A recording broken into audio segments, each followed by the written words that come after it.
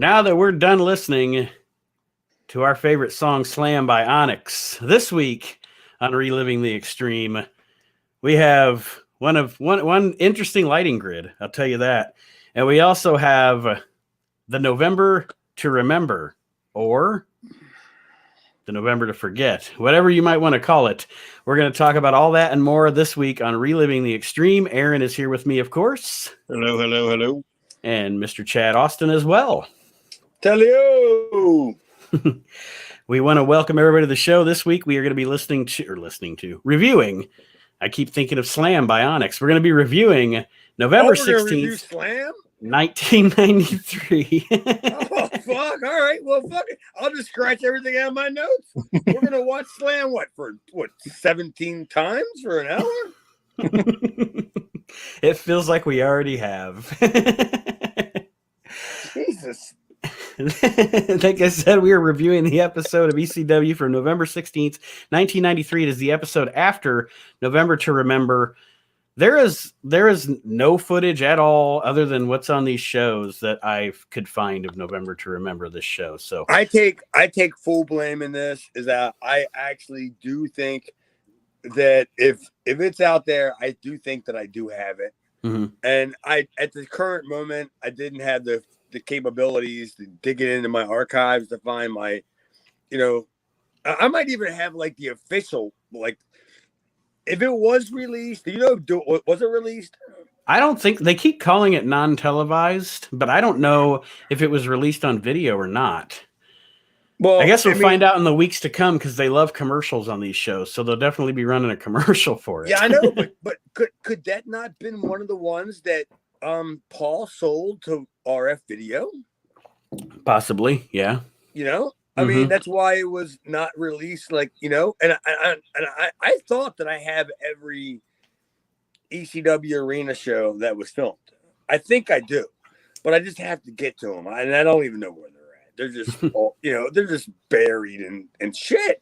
And I remember, like, that was the time where Paul was having a talk with RF Video about taking over some of the stuff, because everything you're describing right now, Nate, but as far as like the opening of the TV, the production, all that stuff, it was all new, and I wasn't there because I was working some other show, like a paid show, and there was somebody that was on the show, not on the show physically, but was mentioned on the show that we're doing, that was at the show that I was at, like, that night. And but I don't know, the video of it that I know of does not exist. I've never seen. I searched every video page, pirating page, everything I could try to find that show so that I could get you guys a link to it, and I could not I found November to Remember 94, but I never found 93. So I'm not sure. If somebody out there knows that it exists, let us know, and I'll gladly compensate you for a copy, because I can't find it anywhere. Well, you probably wouldn't want to. Sounds like, or it looks like it. I mean, the whole entire show, like, there's a lot that I don't know about the show because I wasn't there. Mm-hmm. But at the same time, the show that I was at was only like an hour and 40 minutes from Philadelphia. So, like, they had multiple guys that were on both shows. I think Mr. Hughes was one of them. And I definitely knew Bundy was, because when they were going later on talking about Bundy, I said, he was on the show that we were on. So he probably worked before intermission. Well, I was going to say, maybe that's why, and whatever, it spoils something for later, but maybe that's why Neidhart said Bundy was here and then he was gone or whatever. Maybe he had to boot scoot and get out of there to get to the show that you were on. Yeah, I know. Maybe it was vice versa. Maybe he worked Philadelphia first, because Philadelphia, when they were on TV, well, no, that was a night show because it ran opposite the same reason why I wasn't there. But yeah, the only thing I remember was, I think Axel and Ian, I think they worked that show, and they tried to make our show, but they just couldn't make it for, I don't know, whatever reason. like they were just late or whatever, and couldn't make the show. But yeah, like it was funny how you like in the course of one entire show, you see 2, 3, 4 guys that just worked in Philadelphia, and they're coming down and telling you how cool that show was or whatever. Because Johnny Guns, let's be honest, seriously, Johnny, stop it, enough. Sincerely, seriously. Yeah, because I mean, and you're just like, what is Paul doing? Like, obviously that he was trying something different with the lighting thing. Oof. That was gross. Yeah, this lighting grid was terrible. Like, well, how much do you want to bet? As soon as he saw it on the replay on TV, he said, "That's not it. Never again." Yeah, it made that build it. It made it look even smaller than what it is. Yeah, it made it like fucking shit. Tiny. He probably saw that and he was like, "Chris Michaels and that lighting grid, never again." Never.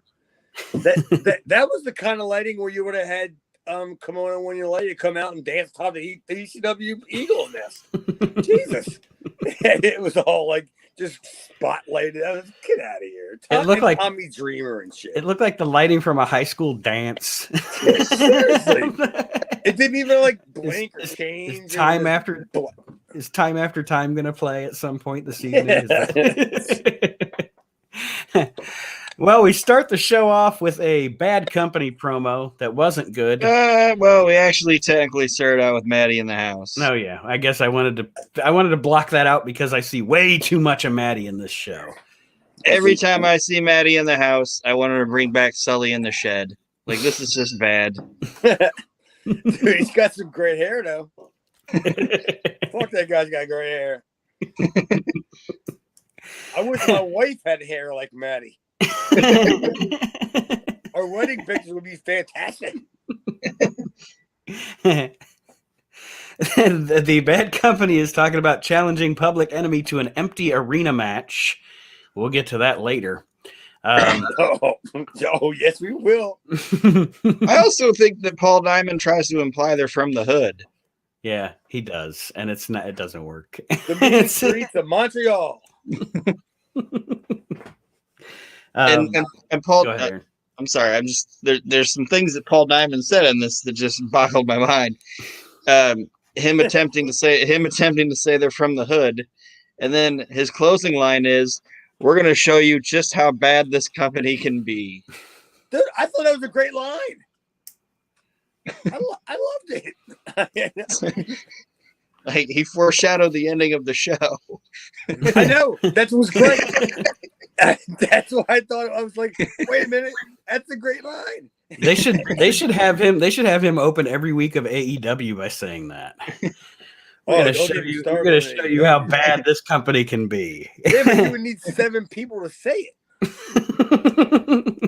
No one person can do anything in AEW. They need like a manager and 4 other fucking people. Even the jobbers have fucking stables. Yeah, whatever the fuck the QT did. It's what the fuck. Public Enemy's response to this promo is interesting. They're gonna slit throats and stuff. Yeah, stick them with a fucking ice pick. What the fuck? Well, you know what? Going back to the Bad Company promo, I didn't think it was the worst. Because I mean, let's be honest, their best work was in AWA, which wasn't the mecca of pro wrestling territories. So they managed to the top there. It was great. And I was just like, well, their promo wasn't the worst. They got the get in, get on, get off, get out, get over. Like spot. But the when Public Enemy came on and they suggested the no fans, is that what you're getting at? Mm-hmm. No fans, no cops, no vendors. Oh well, they could have had that match 3 months ago. Cabrini College. Yeah, Cabrini College. and they wouldn't even add to advertise it. Oh, Johnny, let's have an empty community college match, Johnny. Like, as soon as I heard that, I think I forgot the rest of the next, like, 7-8 minutes of the show because I was laughing so hard. Like, yeah, they could have done that at any time. Like, and they actually could have promoted the show because nobody was showing up. You know, back in them early days. Aaron, I didn't like this promo. I don't like this whole angle. It's like the beginning of the show is like 17 minutes of Public Enemy, Bad Company, and Maddie in the house. It was a horrible 17 minutes. I mean, you having a bad day or something? I just counted the parking ticket. No, I just watched the ticker on Motion or on Daily Motion. It's like, this is 17 minutes of Bad Company, Public Enemy, and Maddie in the house. And of course, and Teddy said that the war is over. How's the war over? You just declared war. Yeah. I mean, you have another match like in this like isn't 4 weeks? This isn't the Desert Storm skirmish. I mean, Lord.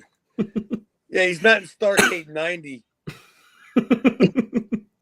And as we alluded to at the beginning of the show, after the Public Enemy promo, part of the 17 minutes here is, the entire Onyx Slam video again. The whole thing. Yeah, but it was edited. Did you watch it? No, because I fast forwarded through it. It was edited. I saw it last week. No, you didn't. You didn't see all of it. I guess not. Well, did last week show all the November to Remember footage? No, last week showed the it showed highlights from the last Bad Company Public Enemy match. Yeah, this video showed all like a bunch of highlights from the fucking well lit ECW arena show. The November to the Remember thing. Well, I got hoodwinked on that one because I skipped it because I was like, well, this is the same deal I saw last week. I'm just gonna go past it. Don't feel fucking bad. I watched it. I mean, you're the one that was smart enough. I was just like, well, I'm just going to check this out. Fucking awful. Fell in the trap. Up next, we have Maddie again, and wait a second here. Before we go to Maddie, see, Aaron, you thought we were going to have a problem getting to an hour here. I'm telling you, I don't think we are. The next thing we have is a commercial for the ECW Wrestling Academy. Oh yes, right. It's not for everyone. Yeah, it's not for anyone. And the last thing not for anyone. The last thing they need is for Jay Sully to be pitching the fucking product. I mean, if you want to be the next guy who's not going to work here, yeah, they show like Chris Michaels. Yeah, Sal Balomo. They're showing Matsugagi, whatever his name is, JT Smith. They're showing him, and they're showing Christopher Michaels, and you got Jay Sully pitching the commercial. Like, none of you are going to be here in 2 weeks. You might want to fucking, figure out a different way to promote your wrestling fucking academy. $3,000. I'm surprised they didn't show the Canadian Wolfman getting beat up by Terry Funk or tearing the ring down. Yeah, you can train in this ring. Want to learn how to build a ring? That was terrible. Like, want to learn how to be a shitty wrestling announcer? Yeah, I mean, come to this school. We'll fucking do nothing for you. Hunter Q will teach you how to manage. Oh yeah, a Dairy Queen. Yeah, because it's not going to be in this fucking company. You've already seen the last of him. This reminds me of Chris Rock's joke about community college. It's a disco with books. I love that. But anyway, up next, again, like I said, too much Maddie already, I wrote here. Maddie in the house is back to talk about the ECW Tag Team Champions. Yeah, I can only write down that Maddie's a piece of shit so many times. Johnny Hotbody and Tony Stetson in their match with Bad Breed. What the fuck? Why are you doing that? Why are you wasting the ink, the time? It makes me feel better. It makes me feel better. You feel better because you rate Maddie's a piece of shit on a piece of paper. Yes. It's cathartic. For him. It's cathartic. Did you say retarded? Cathartic. Oh, all right. It's probably a little retarded too. It's something. Like, believe me, you can park in one of them first 3 spots at Walmart anytime you fucking want. You go in there and you tell them you're right down, it's retarded, and they'll overlook it all. Jesus. Let him have the card. He keeps saying Maddie's a piece of shit. Dude, I got something written down in my notes that I can't even fucking read it. But I think it might have something to do with the Rotten Brothers. Well, we're talking about Bad Breed. I think Humpty Dumpty's written right next to it. Yes. Yeah. Is that where we're at?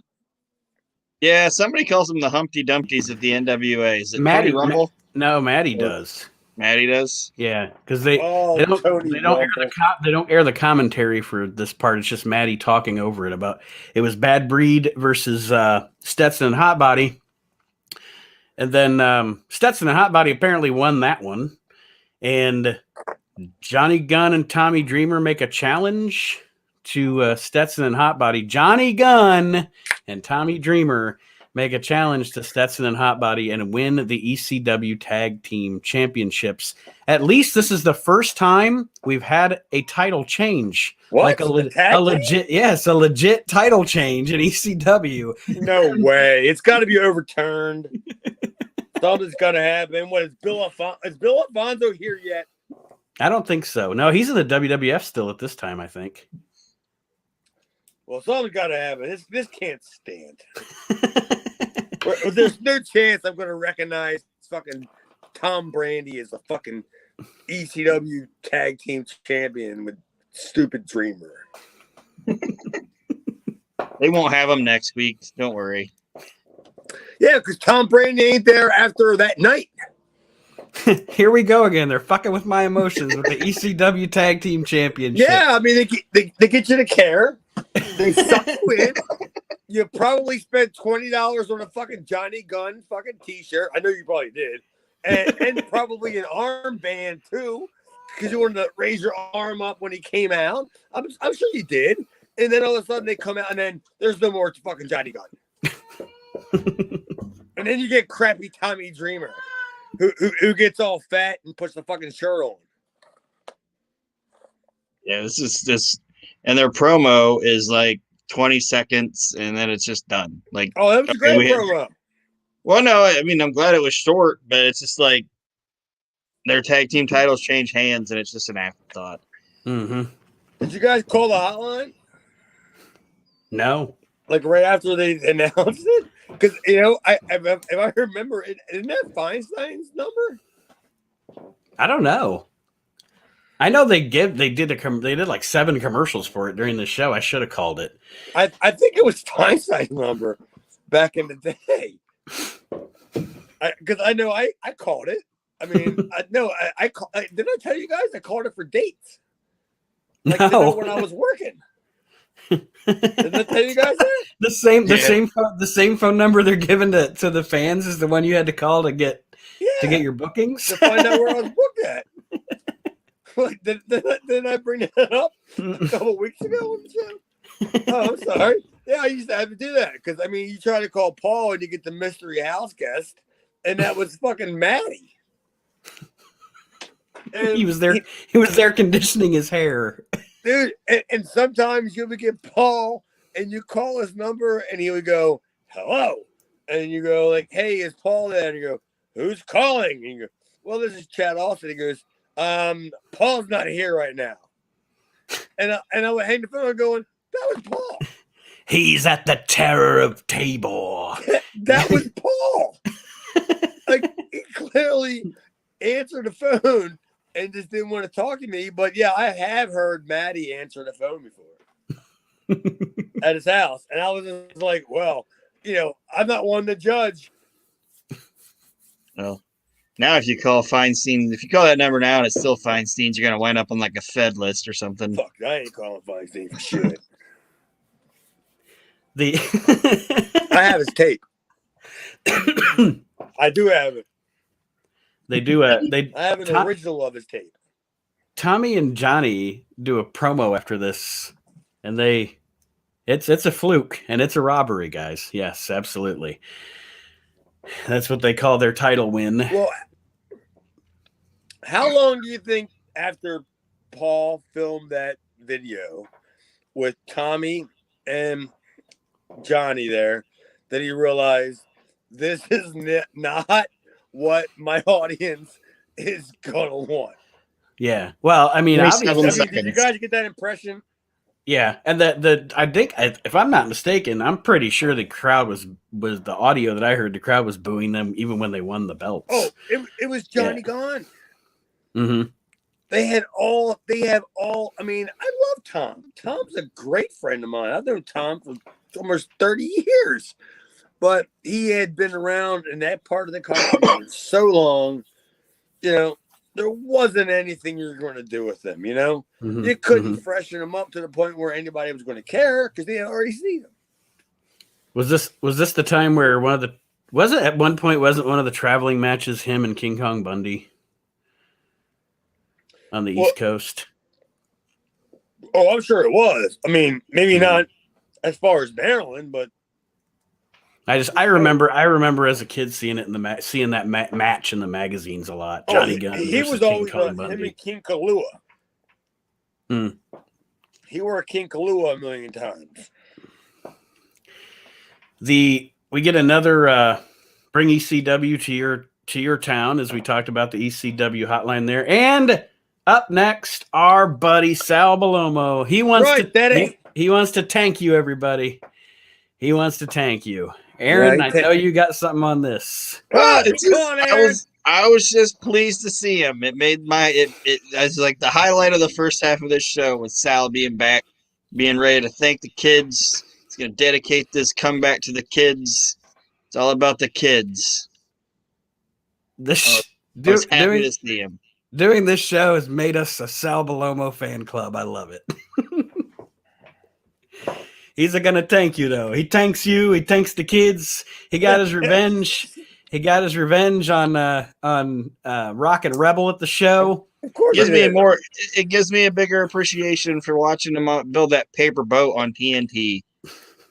Do you think he went home and he told his fucking wife, he's like, I got the revenge on the Rockin' Rebel?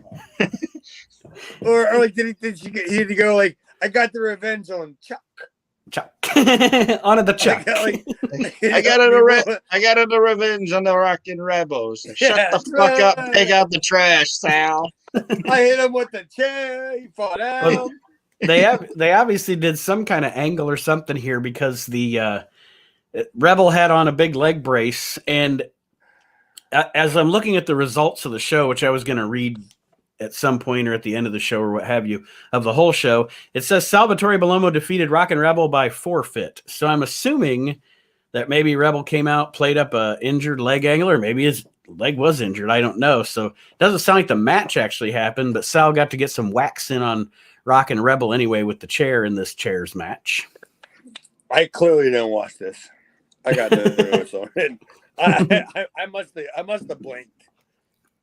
I got nothing on this. I mean, all I have is the hotline after old Sal. Oh, Sal. And yes, it is Paulie on the ECW hotline. And then we get Maddie again. Yeah, I mean, seriously, why doesn't he do a commercial for the hair products that he uses? I mean, everybody that has hair like that, they always think it's great that if you pull it back in a ponytail. Not fucking Matty Dockin over there. he lets that fucking shit flow. Like, waving it around. Yeah. Like, it's all, yeah, he said round and round. He's doing the tress. Like, he's doing the Tresemme. Vidal Sassoon. Yes. Oh, yeah, that was it. That was it. Vidal Sassoon. I was going to say Tresemme, but ooh la la. No, but either way, great too. Tresemme's one that we have in our bathroom. I mean, we're not normally that kind of family, but every once in a while we get a stimulus.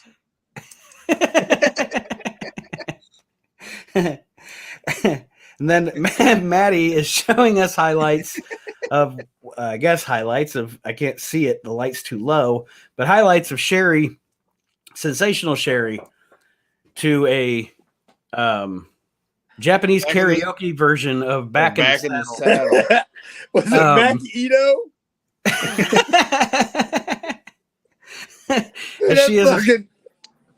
That popped me so much when I was like, what the fuck is this?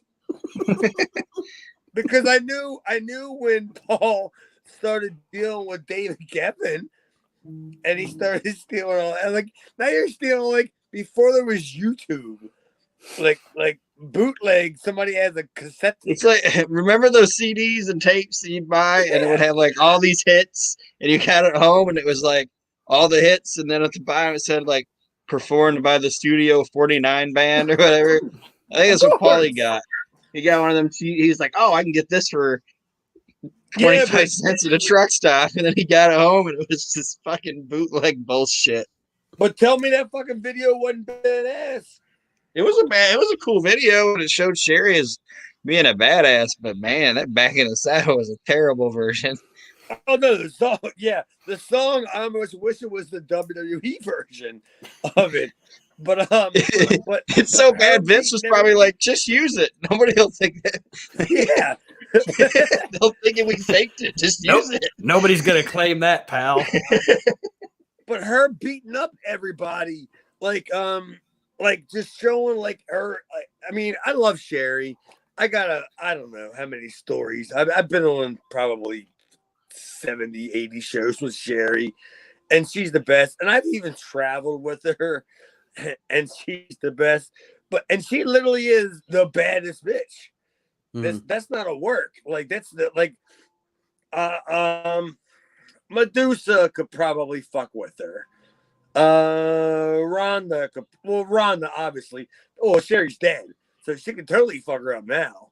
But yeah, but back in the day, there wasn't a whole lot of people like there was a lot of people that wouldn't want to work with Sherry because she was aggressive. And it wasn't aggressive like she wasn't Stan Hansen, for Christ's sake.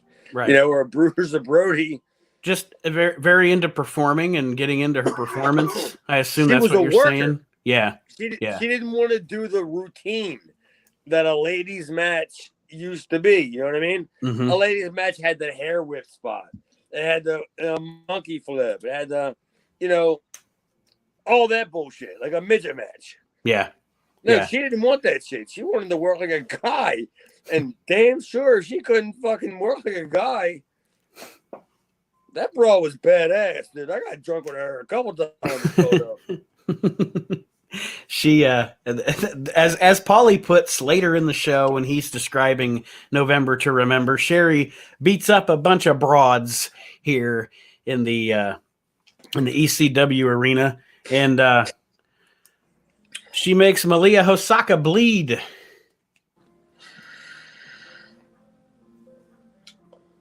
Anyone? Aaron? She says she's the first woman that's ever been busted open in America. I don't know if that's true, but maybe since Mildred Burke. How would you know? I listen to Jim Cornette, and he knows everything. Oh, of course he does. Just kidding. No, but they definitely are playing up this angle that Sherry, it's the first time there's been blood on a woman or a woman busted open in the United States in pro wrestling. And whether true or not, it at least gives credence and hypes up Sherry in the ECW. I don't know how much longer she's around. I don't remember, but I think this was well done. It's also glad that Joey's around now. Joey's taken over. Joey South? Yeah. Oh, okay, I got you. This first half was all Maddie. Now Joey's running the ship, so it's better. Well, somebody's got to tell the story where it makes fucking sense without going, fucking dumbass. Like Malia's, I've obviously told you Malia's my friend, and I'm willing to bet that this is probably the last time you're going to see Malia on the show, and it's probably going to be the last time you're most likely will see Sherry on the show.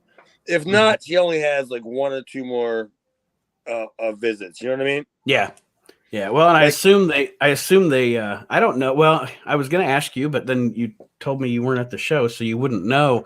I just wonder how the crowd, or if the crowd reacted to the fact that Medusa wasn't there, because originally they were hyping Medusa. So it's like you're thinking, well, what can we do to make the crowd happy since we're not going to deliver the match? Let's just let Sherry beat the fuck out of every woman in the building. I mean, I saw the highlights in the video. And I was like, dude, I want to see this fucking match. Yeah. Because I almost called Malia to have her on the show today. To be on, because I was like, God damn, like she beat the fuck out of you. Kind of thing. Because we've all gotten this shit beat out of us before. So it's not like you can just anybody's gonna be like have any hard feelings about it, you know what I mean? Right. I've gotten my ass kicked a fucking bazillion times by people. And it sucked. It was a beating, and Malia has too. But yeah, I was gonna call her, but she was in Texas, and I think she had a show tonight. So, but give Malia Hasaka. Find her on Twitter. I don't remember her Twitter handle, but you can find her. We get a commercial for the Variety Club, Todd Gordon's favorite charity here, that we've already seen before. With Sandman. You know how funny it would have been funny if one of these videos would have had the Sandman, because he had like 30 beers. He was the one that was laying down in the truck, and the Down syndrome child was like standing next to him. Like he was the guy there for him. Like, you need this more than us, sir. And they're just like giving him 20s. Like, thanks, kids. Todd Gordon's dropping off the Sandman, a Down syndrome fucking thing, whatever. and he's more fucked up than they are. They're consoling him. They keep him. Like, he has to get dropped off in one of them U-Hauls that Sandman was landing them with the handicap kids. And they dropped him off there. And you said we couldn't do an hour, Aaron. That's great. Public Enemy now does a promo in the alley behind the arena for the empty arena match that we're supposed to see later on in this show. We're hyping it up here, folks. We're getting there. Don't worry. And then, of course, we get another If You Missed November to Remember promo, which if you missed it, we've shown you the entire show throughout all the If You Missed commercials we've shown through the show. And now we're going to go to a match that they say was taped exclusively for ECW TV at the November to Remember. Okay. So, thanks. That shows you what you think of us there, ECW. Sandman versus Jim the Anvil Neidhart in the ECW arena with Joey Styles and Tony Rumble on commentary. And I can't wait. Fucking terrible. I can't wait to Tony Rumble. Hold on, Aaron, just a second, because I can't wait to just sit back and listen to you two talk about this. But the entire time I was watching this, all I was thinking was, do I prefer Tony Rumble or the Duke of Dorchester? Which one's worse? Wow. That's a heavy criteria. Well, which one's worse? Yeah. Oh, clearly it's Tony Rumble. Oh, yeah.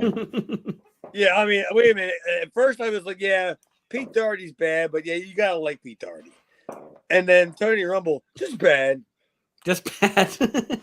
Bad. He was bad in New England wrestling. And I have no disrespect for the guy. I know that he's dead. But just no, never mind. At least Pete Doherty, I think, figured it out and got in on the joke that he was bad. Tony Rumble was just bad. If you're going to be bad, admit it. Yeah, Tony Rumble thought he was good. He makes like a Beverly Hillbillies joke. It's 1993. Playing possum like the Beverly Hillbillies used to eat. Yeah. Yeah, it's like 93 and he's making fucking Beverly Hillbillies jokes. I was mad because Public Enemy quoted "I'm Gonna Knock You Out" by LL Cool J in their promo. I was like, that song was out 3 years earlier. So then I started watching it was actually 2 years earlier, right? All right, sure. it was just an old song. But then when I watched this, I'm like, well, I'll forgive it because there's a Beverly Hills Hillbillies joke in this next match. Yeah, but it was just as bad when Rocco Rock said he was gonna be slap him. We're gonna be slap you. You're in the hood. You don't be slap people. You ooh, that'll sting. People. What the fuck are you gonna do? You're gonna do a DB? And you go, what the fuck is that? A drive-by, motherfucker. Stop it. Just say the fucking goddamn thing. And I just wrote, oh boy. because they look like total fucking fools. Because didn't they walk away like when Johnny said something and Teddy just started grabbing him by the neck and they were walking away? And I'm like, yeah. Where are you going, to Applebee's? What the fuck?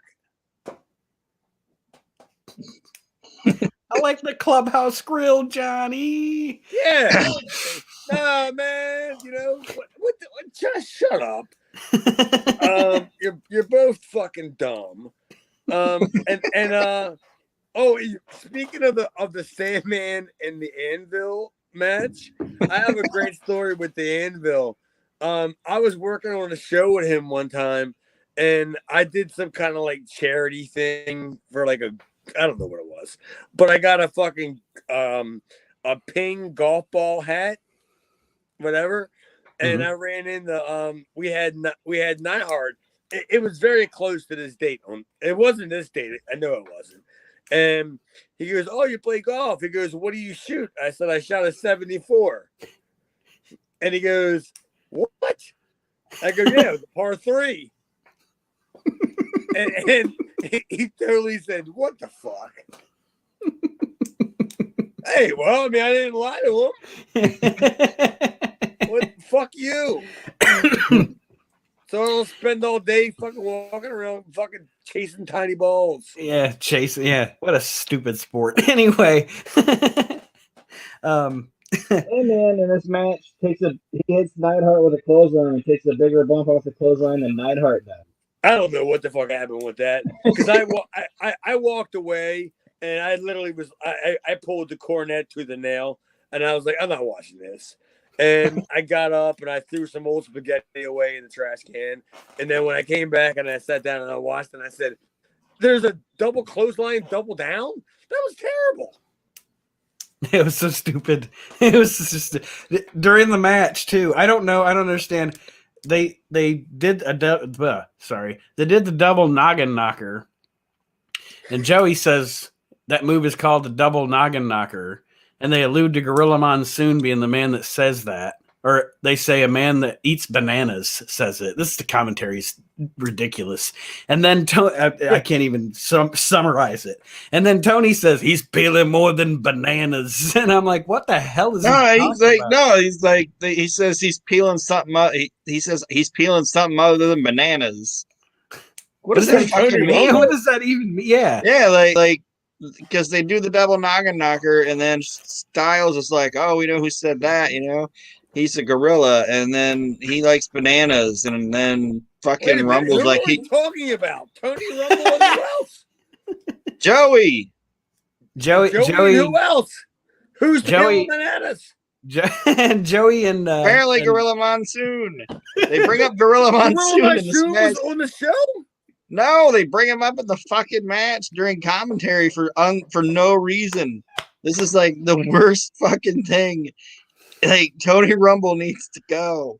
Well, that's how much this fucking segment makes sense that I'm doing the show with you right now, and I go, I don't know what the fuck you're talking about. I don't have any idea. They should have figured that out when that shit went through production and said, What are you talking about, Tony Rumble? I mean, the big name of Tony Rumble, the Boston bad boy. I mean, fuck Jesus. What did you ever fucking do? And everybody that comes out, he's like, who's that guy? What's his deal?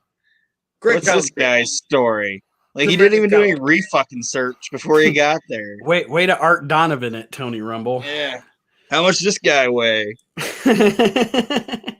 Dude, I mean, I do listen to Jim Ross's podcast, because every once in a while I do commentary on some people's independent shows, and I listen to that shit. And he's right. Tony Rumble does everything wrong, like from what Jim Ross says to do, like how you put people over, and do stuff. And Tony Rumble's just the opposite.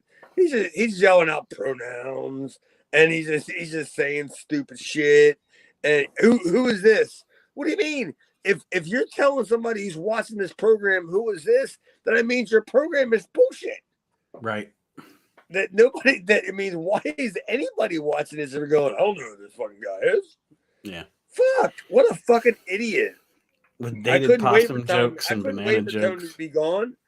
And honestly, I don't think Tony was even there the next time that I was up in Philadelphia. And for me, I think he was gone by then. Well, I think you're right, because when I heard him doing commentary with Joey here, I didn't even realize he was ever in ECW. So that's how little impact, if he was there, he ever made on me, because I didn't even remember him ever even being in the vicinity of ECW. It would have had to have been a promotional thing where if Paul wanted to run up in his area, you know what I mean? Yeah, because Paul's not stupid. Paul wants, like, there's a reason why he brought in Johnny Gunn. He didn't bring in Johnny Gunn because he thought he was fucking great. He knew that he had connections to certain areas. Right. Down it here, opens, where I live. And same with Tony Rumble. He realized he wanted to move out and work them territories. So you had to use them guys. And wait, as we get further and further on the show, you're going to see him start using Damian Kane and the Bad Crew for pretty much that same reason. Opening doors. After the ridiculous double pin finish here of this match, we get Tony Rumble says he's never seen anything like that before in his entire life. Me neither, Tony. What did Tony not see? What? An astute observation from Mr. Rumble. He's never seen a finish like this in his entire life. Well, he worked for IWCCW. Come on. Yeah. I mean, and they only had like 6 matches, so. I think Vic Steamboat's still the champion. After the match is over. Did you guys ever see when they brought in Onita? No. IWCCW brought in Onita? Oh yeah, dude. It was the best. Oh, I've never seen that. They brought in Onita in like 91, and they made him like a classic Japanese guy where they painted his face like Asuka, whatever the fuck her name, Asuka, whatever her name is. And he was doing the mist gimmick. And I can't believe if he was working Tony Atlas. I think he was working Tony Atlas.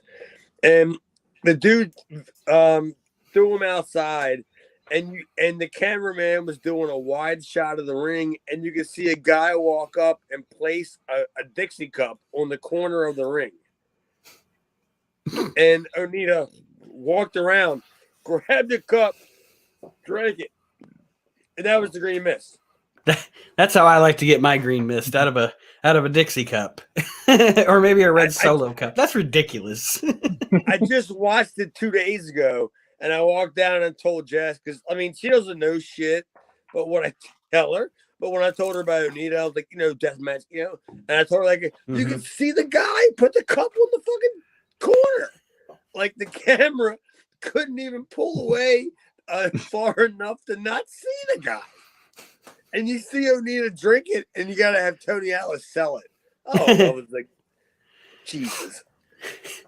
That's what we're going to do, Aaron.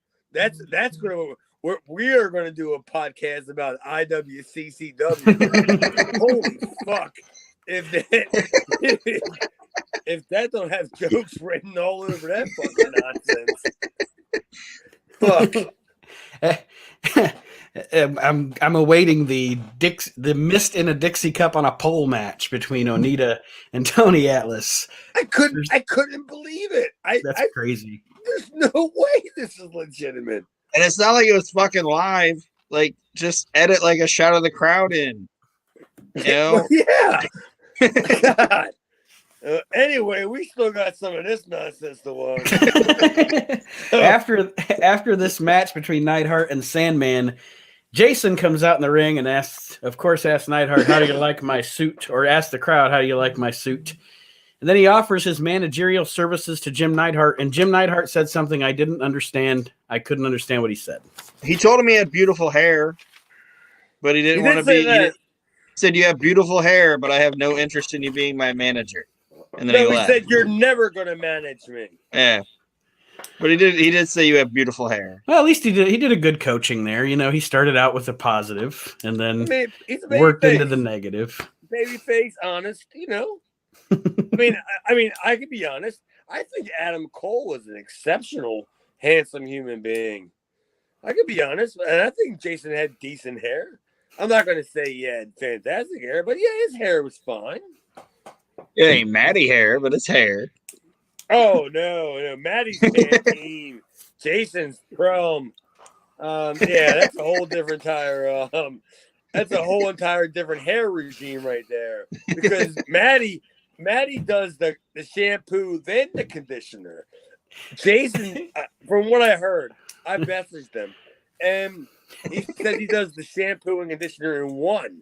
And he prefers the Prel. The hard stuff. That's what he said, the hard stuff. And how do you like my jacket? Yeah, we still can't do an hour. Okay, when I'm wrong. Jason also offers Sandman his managerial services, to which Sandman, yells at him. And then Jason kicked the fuck out of Sandman, didn't he? Yeah, he busted out some Cobra Kai shit. He did. I was like, damn.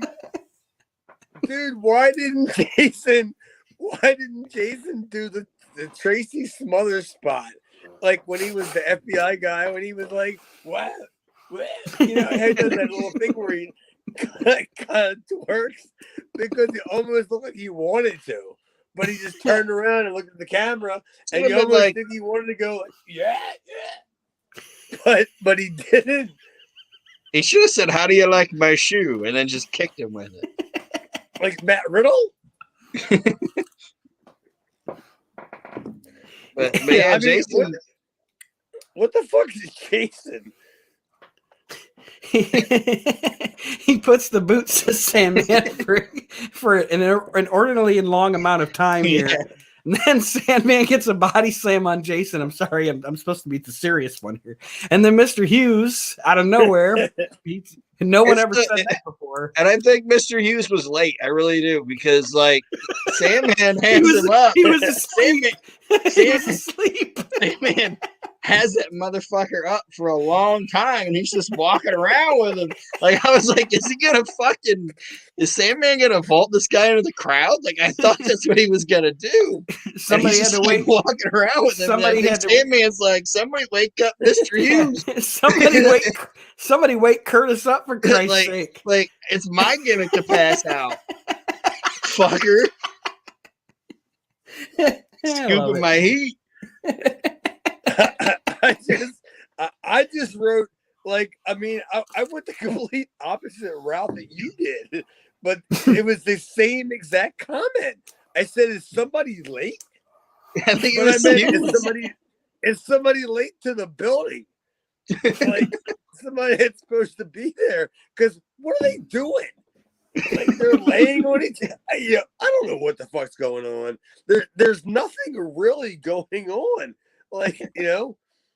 I was just, it was a smosh, and I was like, yeah. What? I mean, are they killing time because somebody's not there yet? Tom Brandy's not there yet because he's working our show.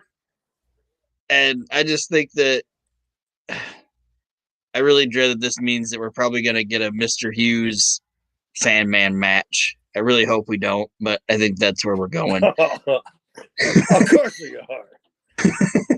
And Sandman, Mr. Hughes is going to be terrible. No, it's not.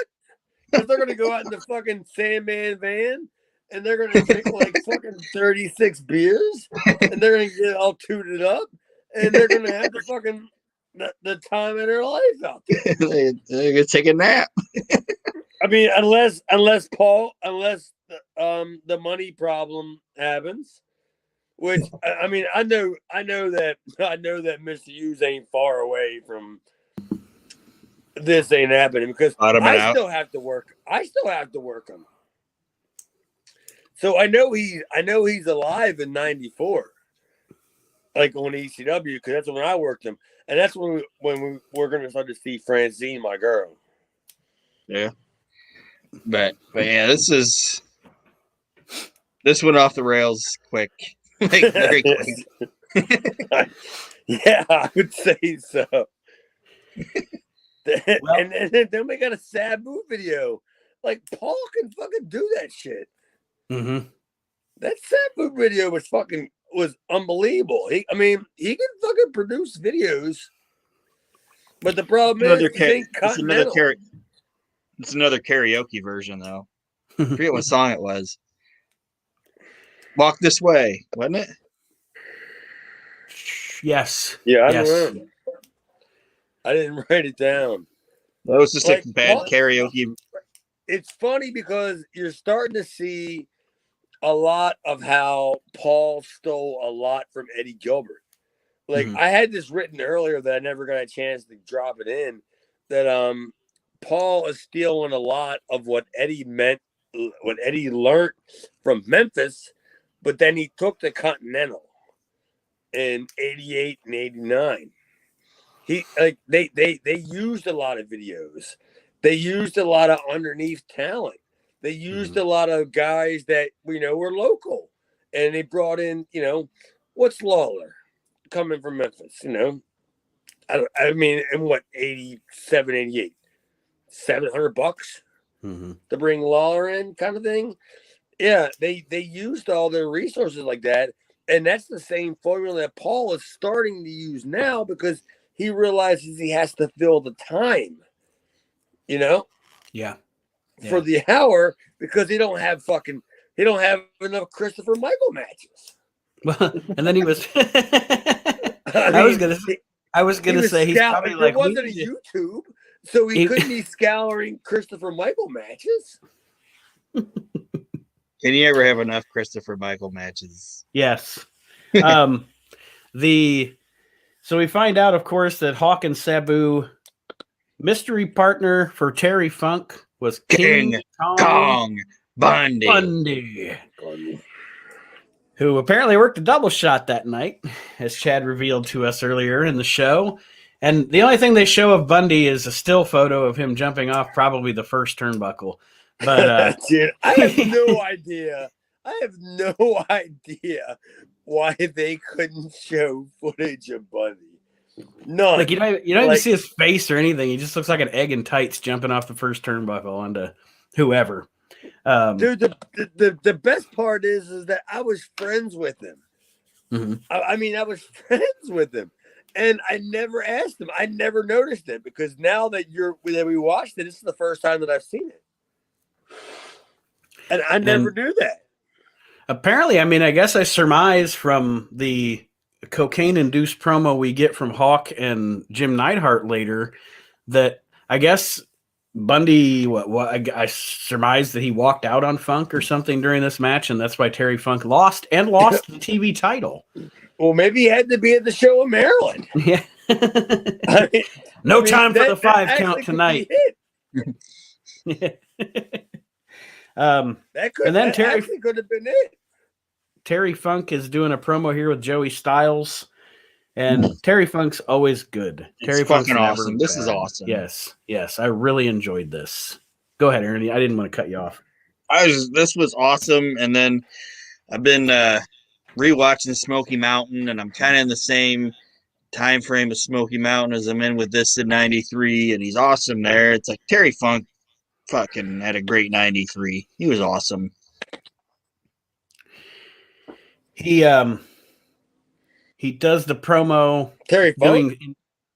Mm-hmm. Oh yeah, that was I was so entrapped in listening to Aaron describe that promo that I was kind of like hypnotized, going like, yeah, you're right. It was just so awesome that as soon as he was done, I was going, awesome. awesome. Like in my mind going, yeah, like that motherfucker, he sold me on the fact that I don't know what the fuck he's doing. I think he's making grilled cheeses and selling them out of his fucking kitchen. And I'm like, I'm buying one, man. You're Terry Funk, dude. It's Funk's grilled cheese. I'm all over this. Yes, exactly. And I'm all over this, dude. I mean, we need your car washed. Like I'm getting ready to fly to Amarillo. Pack it up after the show so I can just take it to the airport. I've got some chicken wings, and if you want something to go with them, it's the Double Cross Ranch. I whipped it up. Oh boy. Oh. Put that back in the Hidden Valley, would you? Doozy. Terry in his promo with Joey, kind of alluding to Joey, you're the same size as Paul Heyman, and then he's scaring Joey, he's choking Joey, and Joey does a good job of selling it, and Terry does a great promo, and then he calls Joey Styles a puke-faced fool. Yes, and he called him a little bitch and a couple other things too. Well, that was great because I mean,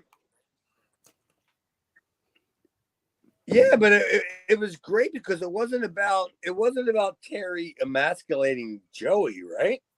Right. He was using Joey as a proxy. He was using Joey as a proxy for Paul Heyman. Yeah. Of course. I mean, so it wasn't making Joey look that bad, correct? I mean, no, Joey actually looked. Joey looked. That was. I guess that came out of my mouth wrong. Joey, I think, did great here because he did a good job of okay, this crazy bastard's got me by the neck, and I don't know what the fuck he's gonna do. If I just stay still, if I don't try to run, it probably won't be that bad. It's like when a Doberman's run, looking at you, it's gonna make him mad at me. Mm-hmm. So after this. After the Terry promo, we get Maddie again, going on some tangent about Joey crying and Preppy and mother. I wasn't really listening. I kind of blanked out when Maddie's on, but he does say that Hawk was sitting in the corner in the dark, probably doing a line, and he took his Maddie cam over to speak to Road Warrior Hawk. And now we get a Road Warrior Hawk Jim Neidhart promo. Jim Neidhart just shows up here, or he's with Hawk. And no, we get a Road Warrior Hawk accompanied by Jim Neidhart. Road Warrior Hawk. Jim Neidhart there. Cocaine. Would you say Rotary Hawk? Did you say Rotary Hawk? Like that's going to be his name from now on. Rotary Hawk. and road assistant. Why does it take this guy so long to call me back? Yes. He's Rotary. Well, wrong number. God, it was a 3, not an 8. Click. Rotary Hawk. I can't wait to talk about hemoglobin. Well, I think I see the name of this show. Jesus. Don't take a fucking Johnny Gunn to figure out the name of this motherfucking show. Shit. Okay. Rotary Hawk. That's the best. I want to see the merchandise. We can't do an hour. Never. It'll never happen. Yeah. We're already at an hour. We still got a couple of doozies to go. Well, up next after the Rotary Hawk Neidhart promo. And I'm the retard. Imagine if Paulie's cell phone was a rotary cellular cell phone. Like Paul's standing there at ringside while Shane Douglas is in trouble, and he's trying to dial. I can't get the help we need. It's taking too long. He can only poke his head out the curtain because the fucking cord only goes so far. Like shit. He's rotary hawk. Jesus. It's unbelievable. You ain't never living that down. My wife is a big fan of Sugarfly, and she buys like beer huggies and crap like that. You're getting one of them. you're getting something delivered to your house that says Rotary Hawk, because that's a doozy. I love it. Yeah, well, it's terrible, but if you love it, it's awesome. Up next, we have a Paulie Dangerously promo, and he's talking about, as he said, doo-doo disturbers in the ECW, and then that is where we get the Sabu footage that we were talking about earlier. I think the Sabu video. Or the Sabu footage that they show, is this FMW footage, the footage from Japan that they showed of Sabu? Yeah, didn't I ask you about this like a couple of shows ago? I don't think so. Yeah, I asked you about it because I thought I said, didn't they show the video where they remember Dr. Lucer?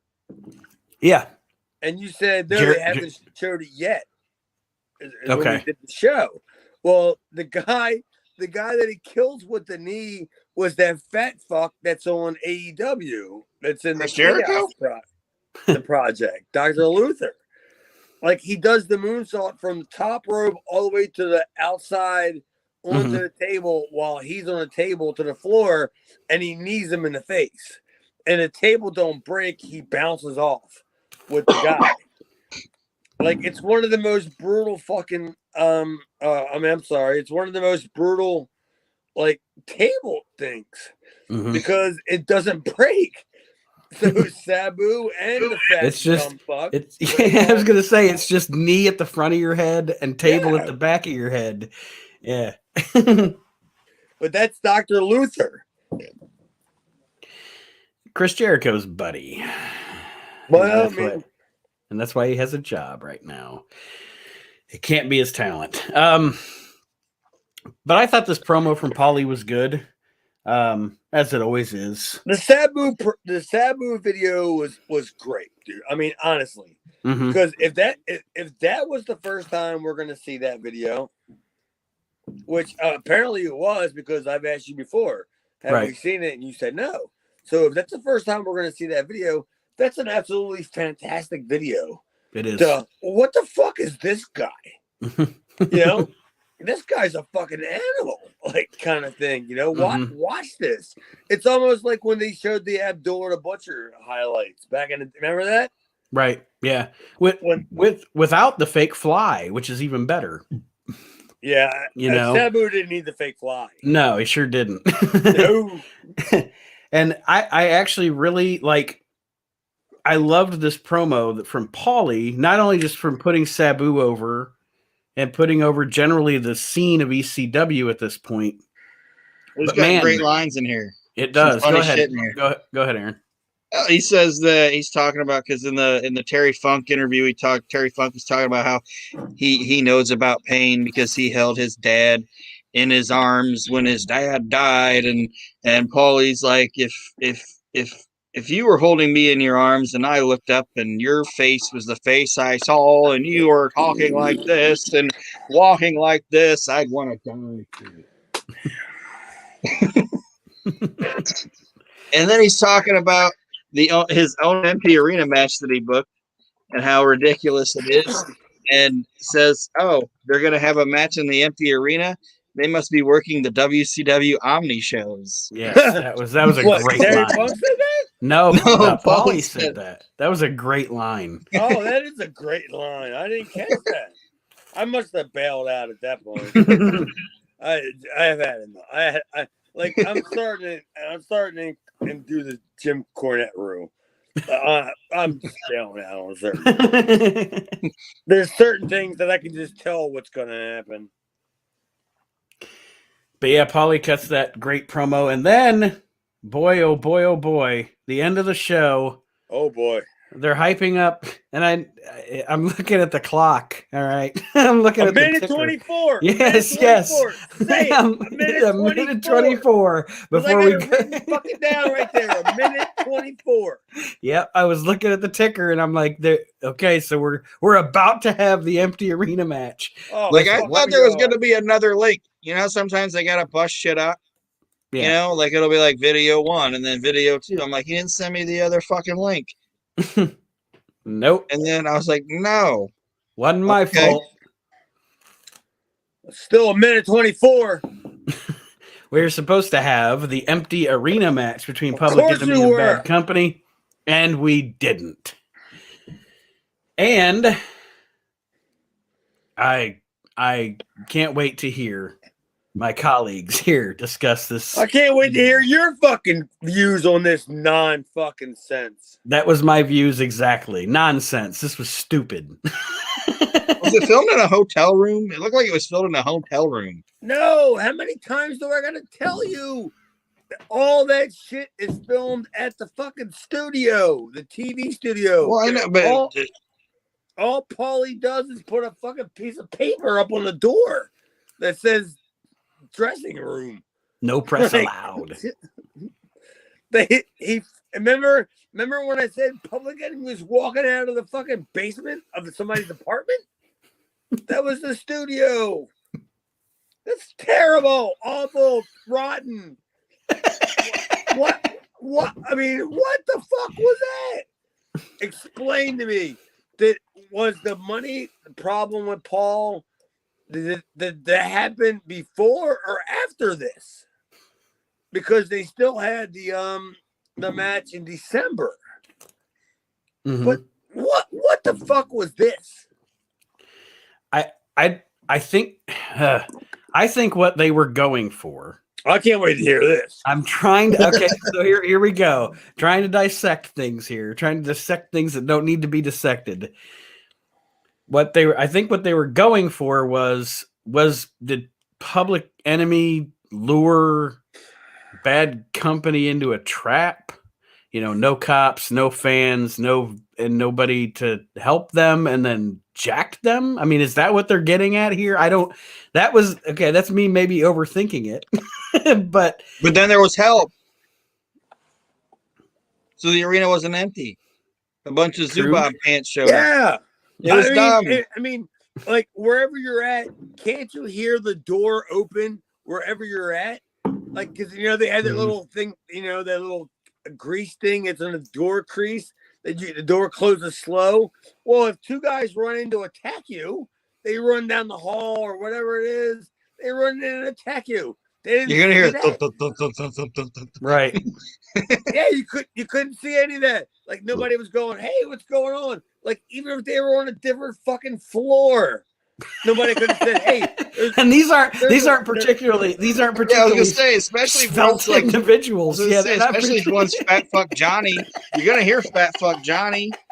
Yeah. Shit. The building they're in. Some of the shit would probably fall out of the ceiling if they were on the top floor. Fuck! I mean, it was one of the worst things I've ever seen since Damien Demento. It really is. It really is right up there with like that was the poorest attempt. And I'm sorry. I'm a big fan of Paulie, and I know that Paul wasn't working with a lot of money. He didn't have a lot to do with the money, but that was a poor attempt. Of trying to do something like that Jerry Lawler and Terry Funk did, 30 years, before that or whatever. Mm-hmm. That was just sad. It was awful. Changed my mind. I can't. You changed my mind. I actually thought about it. I tried to think about it as, what are they trying to attempt to do here? And never mind. It just fell flat. It was awful. Stupid. It was. And stupid. Then it gets worse when they do the fucking the December to Remember thing. I'm waiting for the kaboom. Where's the kaboom? They promised me a giant kaboom. And I got nothing. Nada. Yeah, I'm still waiting. So as far as this show goes as a whole, what I wrote, I didn't really give it a grade or a score, but I wrote that this show is a tale of two ECWs right now. Like there are glimpses. It's so weird because maybe 3-4 weeks ago, or maybe a little bit longer, when we first saw Sabu come on the scene and everything, it was like, wow, this is getting so much better. I'm seeing this and I'm seeing that, and I'm seeing sparks come out, and there's new faces and a fresh coat of paint. And then now we kind of revert back to this. Felt like not Cabrini College bad, but it felt like we're taking a couple of steps back instead of steps forward. But you still have a great Terry Funk promo, and you still have Paulie, and you still have the Sabu video. And so, I mean, like I said, I think there's more good than bad, but the bad is glaring. Well, I have a kind of a lot to say, and I know we're already over our time. If you don't mind. Oh no, go ahead. I wasn't at this show. Like I said on last week's episode, I was at a show that I was booked on in Maryland, a paid show where I was making a lot of money. And a couple of the guys were also on that show. It was, and from what I heard, and this is what I heard, I'm not going to say gospel, was that Paul was trying to dick around with some new people. It's why you saw them stupid fucking lights. What the fuck were them lights at? Oh, they were awful. Donna Summer's going to be out there on roller skates and shit. And what the fuck was all that? And it was like, why Johnny Gunn? Where is this going?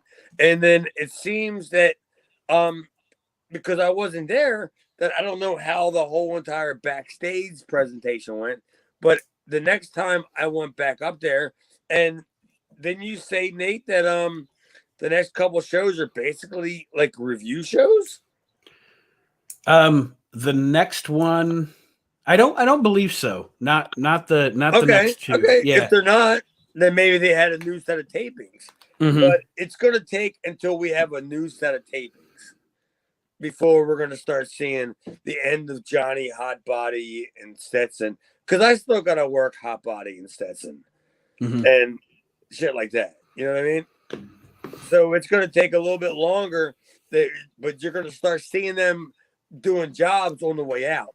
They're not going to be as prominent. Nice beer drinking, why don't you? Do you understand what I mean? Yeah. You're going to start seeing them guys getting weeded out. It's like you were kind of alluding to earlier. It's like, Paul he has his vision kind of what he wants ECW to be, but he also realizes it's still a East Coast independent. I always feel like how many months is Paul behind? Right. Is he a year? Maybe a year and a half behind of where he wants to be. Because damn well, I mean, let's be honest, guys. When Paul, stepped in and pushed Eddie out and killed Eddie, basically, then he was just taking Todd's money, and he probably didn't have a vision out of how long it was going to take, right? Right. Well, and I kind of make and you guys can tell me if I'm off base on this comparison. ECW here is kind of like if you're watching the WWF in mid to late 96. I've got Stone Cold Steve Austin, and he's on the rise, and the product's kind of changing, but I've still got TL Hopper doing a plumber gimmick. Like there's two different. Got TL Hopper? Oh, well, cool then. Well, then what's the problem? We just talked on the We Can't Wrestle podcast about how awesome Tony Anthony was when we were talking about Smoky Mountain. But do you see what I'm saying, though? Like, it's like two visions colliding at this point as we're watching these shows. Like, it's like Paulie's trying to shake off the former ECW or what was ECW. Yeah, he's trying to... He's trying to get rid of the stink. Trying to get rid of the stink. So there's a little stink there, but he's also, That was probably, you're probably 100% correct in that assertion. But yeah, but I mean, it took Paulie, I guess, until in my guess, it was probably until 96, 97 before he totally got rid of the stink. I mean, your opinion. So you're saying not as early as the night the line was crossed. It's still a couple of years after that, even. No, because numbers didn't move. Right. Like okay, yeah. There wasn't a bigger market. It wasn't until 95 when I want to say like fall of 95 even. That's pretty late when he hooked up with like David Geffen. Mm-hmm. I mean, yeah. I mean, that might be true too, because the first time I, as a young viewer, ever even laid my eyes on ECW was probably in 96. Because for some reason up here, at one point in 96, we had the Sunshine Network. That's right. And that was the first time I ever laid my young eyes on ECW. So yeah, because that would have been after Shane came back from when he was in the WWF as Dean Douglas and all that. Yeah. So probably. I mean, Aaron, we kind of talking over you here. What was your thought on the?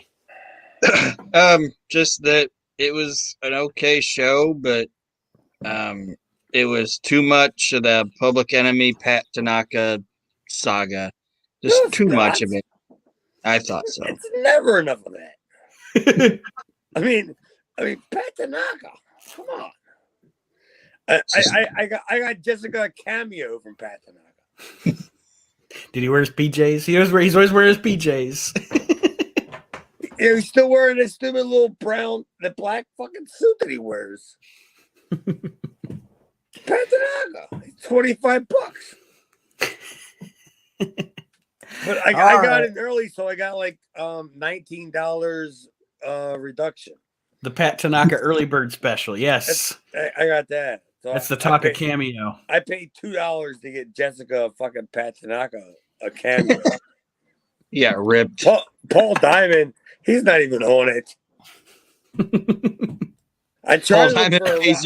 Paul Diamond pays you to get a cameo. I tried to look for a Rocco Rock, but he wasn't on there either. And then I tried to look for a Johnny Grunge. Fuck, I can't get Public Enemy to send me a cameo. Damn it. All right, Ouija board, buddy. What'd you say? He said he needs to get a better Ouija board. Me? Well, that's how you're gonna get one from Rocco or Johnny. That's the only way you're getting a message from them. Can you imagine the Ouija board? You're like, H. Fuck, that's a reality show. you get a Ouija board and you say it's for wrestlers and you fucking say we're gonna look up SD Jones. Holy shit! The stories. It just keeps going to J. Yeah, I mean, B. You would never sleep if you did a Ouija board for old time wrestlers. Fucking never. Just name the fucking worst people. I mean, you guys are from Ohio. I mean, Kiss won't even go there. But if you say Paul Christie, I'm sure you guys know who he is. He's a fucking jabroni on the East Coast. He's a nothing. But yeah, you can reach him. He's dead, I'm sure. Gypsy Joe. Dick the Loser. He's dead. Come on. Oh, God. Who's the other guy he's fucking tag team with? The guy that sells used cars? Brunson Myers or whatever his name is? Dick Byers. No. Who's the guy that Dick the Bruiser was always a tag team with? The Crusher. The Crusher. The Crusher. The Crusher sounds like he sells used cars. No, not him. Wilbur Snyder. Wilbur. Yeah. Come on down to Wilbur. Come on down to Wilbur Snyder's. Yeah. I'm going to get you a cameo of him. Deals and steals at Wilbur Snyder's. Yeah. At least his wife. Wilbur Snyder Subaru. We want to put you in one right now, buddy. I don't think Wilbur Snyder's doing too many cameos. But I'm going to get you one of them. Fucking show's going way off the rails. We'll put a bow on it here, but I do want to remind everybody as we sign off here this week for a great edition, by the way, of Reliving the Extreme. This has been a blast. You can join us. How did it go an hour and a half? How did it go an hour and a half? Are we allowed to go an hour and a half? We can go as long as we want to. Does the network pay Apple Extra now? I have no time constraints on this show. We join us on Facebook at our Facebook group, Reliving the Extreme. Follow us on Twitter at Reliving Extreme. Follow Chad on Twitter at Chad Austin Demera. And be Chad's friend on the Facebook, and you can join Chad's video vault. Okay. All of that and much, much more is available out there on the interwebs for the Reliving the Extreme podcast. And guys, any parting words before we sign off on what Aaron thought was going to be a 20-minute episode? It turned out to be our longest one yet. No. Right. I'm retarded. What can I say? You got nothing, Aaron? No. He said no. Yeah. You said we weren't going to do it. We can't get an hour out of this. I was pleasantly surprised. We got a lot out of it. We got Rotary Hawk, Wilbur Snyder's Subaru. I don't even know a theme for this show. Wilbur Snyder Subaru. I can make a fucking meme out of Wilbur Snyder's Subaru. I'm going to work on it. Dude, I can't believe we don't have like 605 numbers. What? Who the fuck is not listening?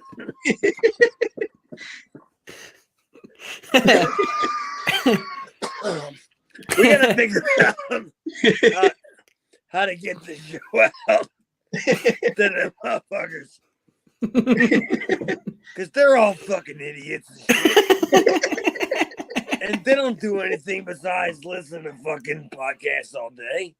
So we got to figure out a way to get on their fucking radar. Yeah, we got to speak to the neckbeards. We got to get out there. And I see Brian Last does like 4 million, whatever. Yeah, but the one thing is, he only puts out a podcast every, 4 months, 5 months? So when you see his downloads, it's like 6 million, whatever, but it's for like 6 months. Yeah, exactly. He's like, my last episode got 6 million downloads. Okay, but it's been since 2019. It's been a year and a half. It's been a year and a half. I mean, I'm just it was before COVID. Yeah, of course it did. I'm just trying to figure out, like, I don't understand what we got to do. Like, do the shows have to be better? Because, I mean, we're not doing anything wrong, clearly. Clearly. We're not doing anything wrong. Well, people that are listening, invite your friends to listen to the show. That'll be another way we can build our listenership. And that being said, we will sign off and we will see you next week, everybody, as we continue reliving the extreme and having a blast doing it.